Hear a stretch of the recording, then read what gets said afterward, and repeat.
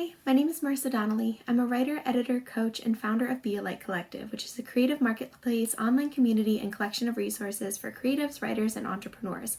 I wanted to talk just for a moment about setting healthy boundaries because I think it's something that we can all relate to and that inevitably we are all going to struggle with. First, if you're going to set healthy boundaries, I would suggest to do a self-reflection. That means looking critically at yourself and at your life and figuring out where you are, what you're struggling with, and maybe where these boundaries need to be set in terms of creating them for yourself and creating boundaries with other people. When you start with that self-reflection, it can really help you to see maybe where you are the problem, and then it can give you kind of an action plan of who you need to talk to in order to move yourself into a more healthy place.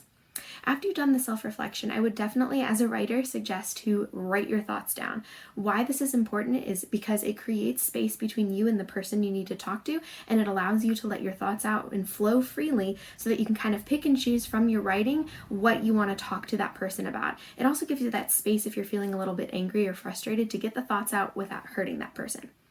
After you've done that writing step and the self-reflection, then engage in a conversation with the person that you want to set boundaries with. It's important to see this as a conversation and not a confrontation. There's definitely a difference. You want to go into the conversation with the goal of meeting halfway and having a back and forth versus you pointing fingers and accusing somebody, because that never goes well.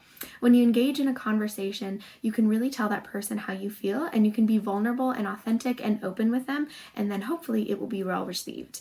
If the boundaries aren't respected, then that's kind of where you can go into that next step of making actionable change, giving yourself space from that person. But it really starts with that self-reflection, with the writing, and then with the willingness to take that first step and engaging into that conversation to hopefully move yourself from a very stressed and pressured situation or space into something that's more healthy. I hope this helped. Feel free to connect with me for any other tips or suggestions.